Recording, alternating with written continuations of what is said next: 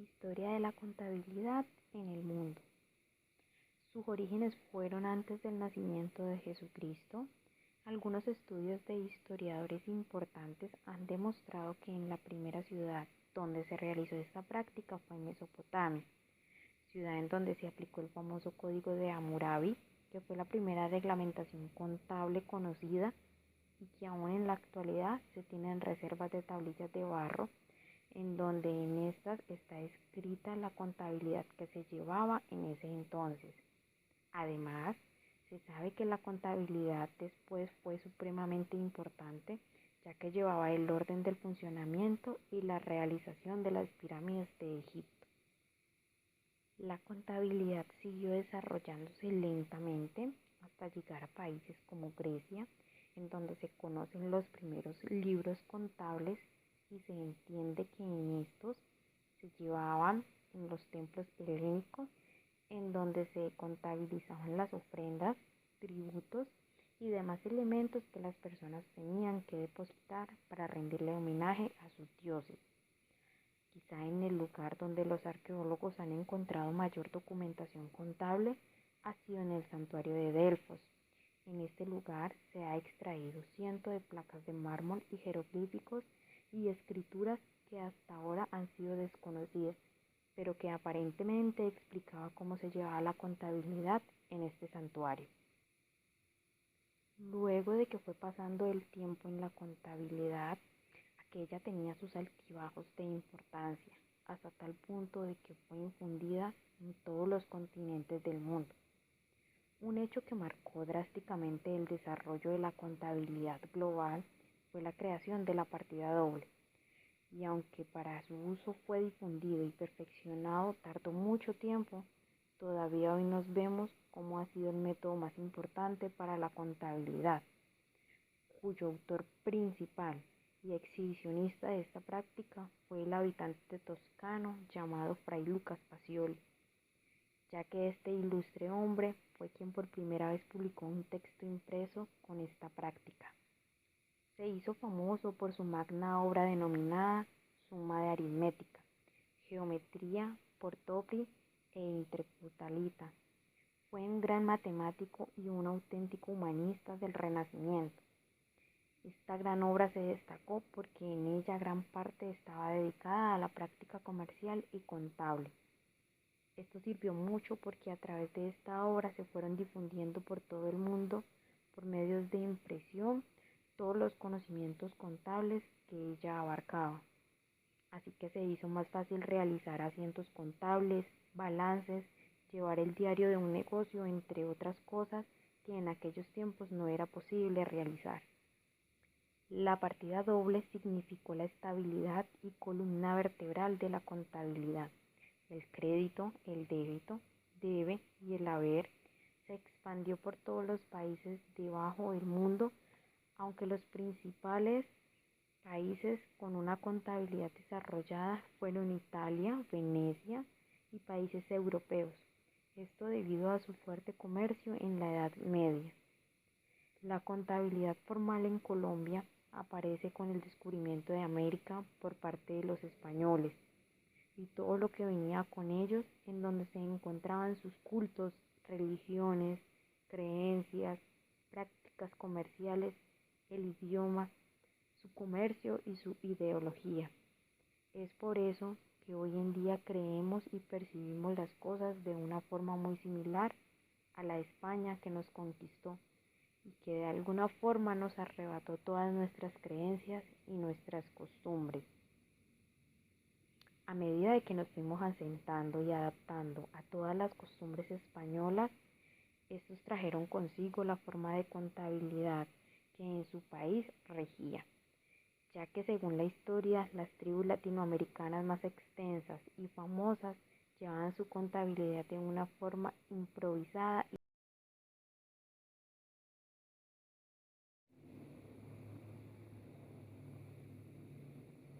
La contabilidad en Colombia. Cuando se inició la legislación mercantil, se impulsó al comerciante la obligación de organizar su contabilidad y se le prescribieron pautas sobre el contenido y la forma de llevar los libros de la contabilidad con los cuales se pretendía que se cumplieran los objetivos básicos de la información contable en la época. Etapas de la contabilidad en Colombia. La historia del manejo de las cuentas puede dividirse de acuerdo a los diferentes periodos que se han vivido a partir del descubrimiento de América en 1492, es decir, la conquista, la colonia y la república. El hecho de conquistar mediante la fuerza y la violencia el territorio americano por parte de los españoles implicó la implementación de estrategias que consistían en el descubrimiento, expropiación o conquista mediante la guerra y la inmediata colonización o poblamiento de los territorios para fortalecerse militarmente. La época precolombina. Desde la época antigua hasta 1492.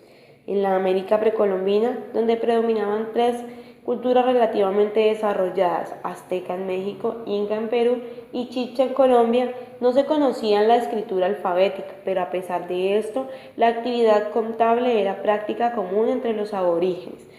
Por ejemplo, los aztecas llevaban cuentas de los tributos que recaudaban a las tribus sometidas. Los incas llevaban sus cuentas en lazos con nudos que representaban cifras, y los chibchas, cuyo comercio se realizó por medio del trueque de mercancías, se registraban sus transacciones con colores pintados sobre sus trajes.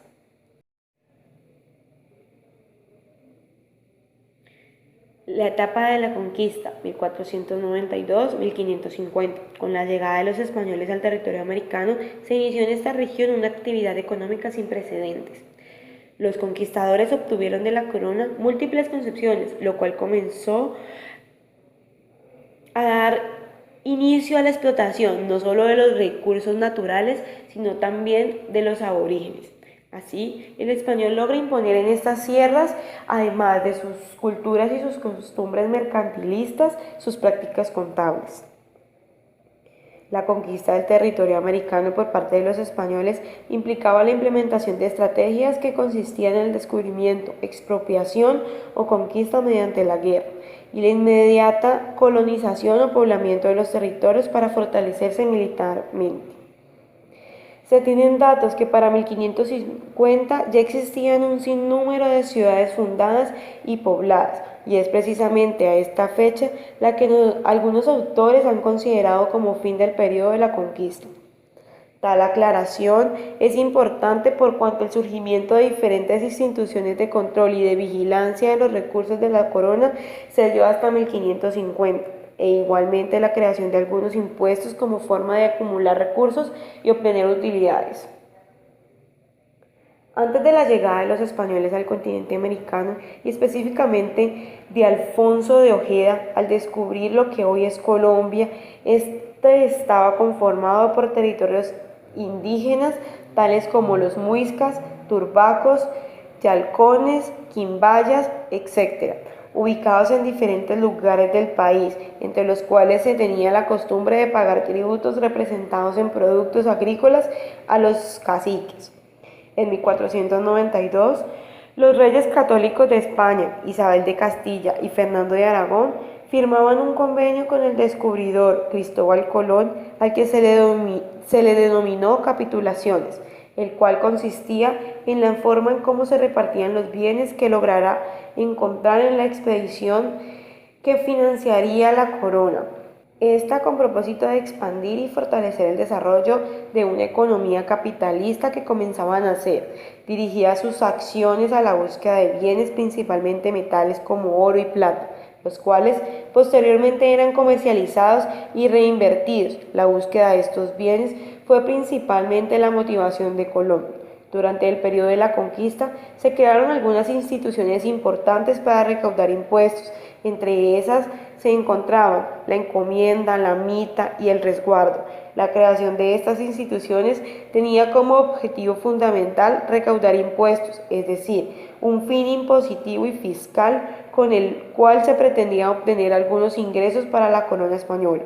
Los impuestos que pagaban los indios a los encomendadores se conocían con el nombre de la demora.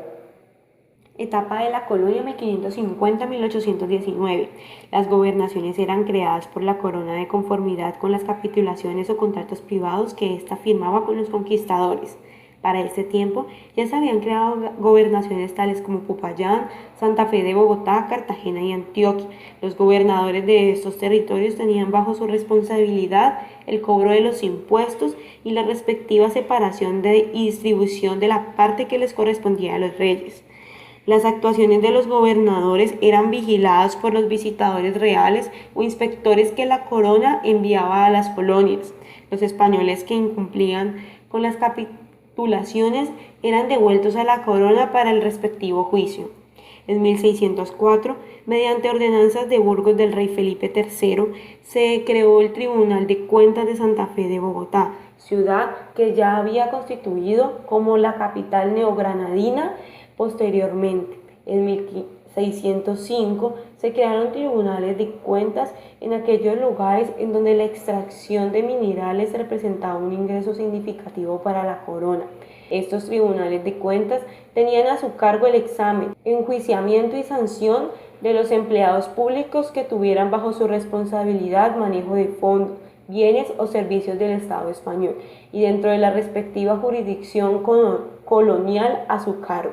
Etapa de la República, 1819 hasta hoy. A partir de esta época se comienza a configurar un Estado independiente de la corona española, como un sistema de gobierno que, aunque con rezagos de régimen colonial, se encontraba bajo la dirección de los criollos, los cuales tenían a partir de ese momento la responsabilidad de administrar eficientemente los recursos de la naciente República de Colombia y asumir las funciones básicas que hasta ese entonces tenían.